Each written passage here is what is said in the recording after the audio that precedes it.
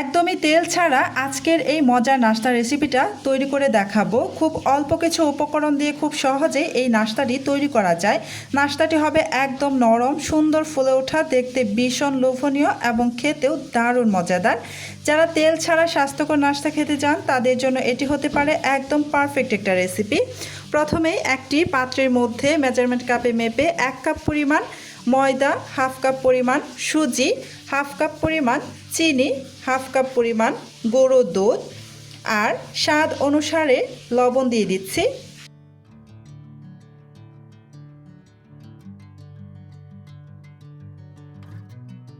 এবার সমস্ত শুকনো উপকরণগুলোকে খুব ভালোভাবে নাড়াচাড়া করে মিশিয়ে নেব। যারা যারা এখন পর্যন্ত আমার ভিডিওটি দেখতেছেন প্লিজ আমার ভিডিওতে একটা লাইক দিয়ে দিবেন। আর আমার চ্যানেলটি যদি আগে থেকেই সাবস্ক্রাইব করে দেওয়া না থাকে প্লিজ আমার চ্যানেলটি সাবস্ক্রাইব করে পাশে থাকা বেল আইকনটি অন করে রাখবেন। এতে করে যখন আমি নতুন নতুন রেসিপির ভিডিও আপলোড করব তখন সাথে সাথে আপনার ওখানে নোটিফিকেশন পৌঁছে যাবে। এই তো খুব ভালোভাবে শুকনো উপকরণগুলো একসাথে নেড়েচেড়ে মিশিয়ে নিয়েছি। এবার এখানে দিয়ে দিব 2টি ডিম। আমি আগে থেকেই আলাদা একটি পাত্রের মধ্যে 2টি ডিম ভেঙে রেখেছিলাম। এই 2টি ডিম এখন এর মধ্যে দিয়ে দিলাম। দিয়ে ডিমটাকে খুব ভালোভাবে এবার এই ময়দা আর সুজির সাথে ভালো করে মিশিয়ে নেব।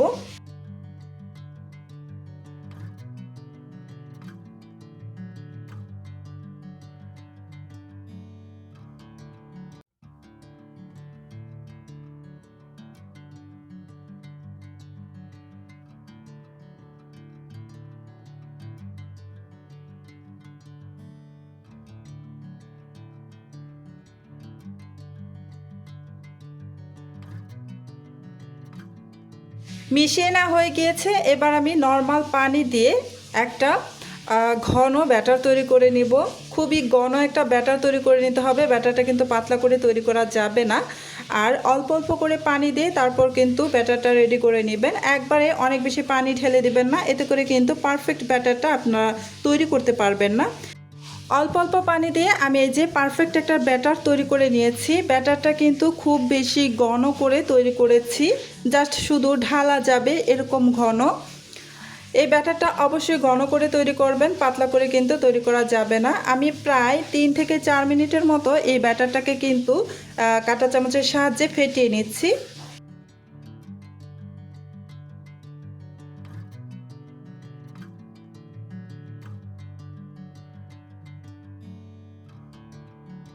প্রায় 3 থেকে 4 মিনিটের মতো আমি ব্যাটারটাকে খুব ভালো করে ফেটিয়ে নিয়েছি। আর দেখতেই পেয়েছেন কেমন ঘনত্বটা রয়েছে। এবার ঢেকে রেখে দিচ্ছি প্রায় 10 মিনিটের মতো। এতে করে ব্যাটারটা খুব ভালোভাবে সফট হয়ে যাবে। এই যে প্রায় 10 মিনিট আমি রেস্টে রাখার পর ঢাকাটা সরিয়ে নিয়ে এই যে কিছুক্ষণ নাড়াচাড়া করে নিব। ব্যাটারটা কিন্তু খুব ভালোভাবে মসৃণ হয়ে গিয়েছে। মানে এখানে যে আমি সুজিটা ব্যবহার করেছিলাম সেই জন্যই ব্যাটারটাকে রেস্টে রাখতে হয়েছে। এবার এখানে দিয়ে দিচ্ছি 1 চা চামচ পরিমাণ ভ্যানিলা এসেন্স আর হাফ চা চামচ পরিমাণ বেকিং পাউডার। এবার নাড়াচাড়া করে ভালো করে ভ্যানিলা এসেন্স আর বেকিং পাউডারটা ব্যাটারের সাথে মিশিয়ে নিচ্ছি। খুব ভালো করে কিন্তু মিশিয়ে নিতে হবে। আর এটা মেশানোর পর কিন্তু রেস্টে রাখা যাবে না, সাথে সাথেই কিন্তু নাস্তাটা তৈরি করে নিতে হবে। আমি ছোট ছোট বাটি নিয়েছি স্টিলের। এই বাটির মধ্যে সামান্য একটু তেল ব্রাশ করে নিচ্ছি। খুব ভালো করে তেল ব্রাশ করে নেবেন। এতে করে যখন এই নাস্তাটা বের করবেন খুব সহজেই কিন্তু উঠে আসবে। এই তো খুব ভালোভাবে তেল ব্রাশ করে নেওয়া হয়ে গিয়েছে। এবার এর মধ্যে আমি দিয়ে দিব ছোট করে আমি যে নর্মাল যে লেখার কাগজগুলো আছে সেই কাগজগুলো কেটে এই যে বাটির নিচে রেখে দিচ্ছি। এভাবে সেট করে নেবেন কাগজ কেটে। এতে করে যেটা হবে যখন আপনারা এই নাস্তাটা বের করবেন এই বাটি থেকে তখন কিন্তু খুব সহজেই বের হয়ে আসবে। বাটির তলানিতে আটকে পড়বে না। এই তো কাগজটার উপর থেকেও আমি আবারও সামান্য একটু তেল ব্রাশ করে নিচ্ছি।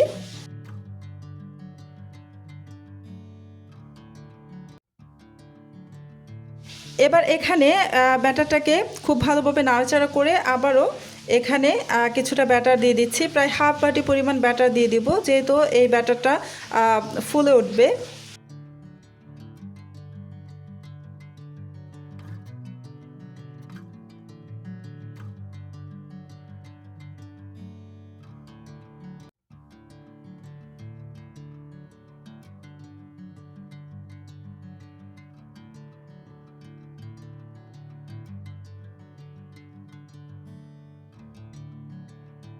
সবগুলো বাটিতে খুব ভালোভাবে আমি ব্যাটারটাকে সেট করে নিয়েছি। এবার চলে যাব এবার এটাকে ভাপানোর জন্য। আমি আগে থেকেই কিছুটা পানি বলক তুলে রেখেছিলাম, তার উপরে যে স্ট্রেনারটা আমি বসিয়ে দিলাম। এবার ঢাকনা দিয়ে ঢেকে দিব। তো এই ঢাকনা দিয়ে ঢেকে দেওয়ার পূর্বে এই যে ঢাকনার উপরে এই লেখার যে কাগজ আছে, সে একটা কাগজ ঢাকনার ভেতরে দিয়ে দিবেন। তাহলে উপর থেকে ঢাকনা ঘেমে পানি এই ব্যাটারের মধ্যে পড়বে না, পড়ার কোনো চান্স থাকবে না। এতে করে নাস্তাটা কিন্তু খুব সুন্দরভাবে হবে, পানি পড়বে না। এই যে দেখতে পেয়েছেন আমি কিভাবে দিয়েছি। প্রায় 7 মিনিটের মতো আমি অপেক্ষা করব। ফিরে আসছি 7 মিনিট পর। এই তো 7 মিনিট পর আমি ঢাকাটা সরিয়ে নিয়েছি, আর এই যে কাগজটাকেও আলতো হাতে উঠিয়ে নিচ্ছি।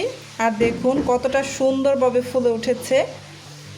এবার একটি কাঠির সাহায্যে আমি চেক করে নিচ্ছি এটা হয়েছে কিনা। এই যে দেখুন একদমই ক্লিন এসেছে কাঠিটা।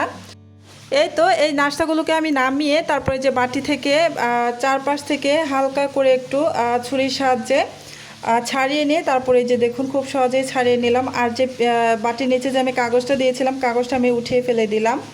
এভাবে সবগুলো কিন্তু আমি ছাড়িয়ে নেব, খুব সহজেই কিন্তু এগুলো উঠে আসে।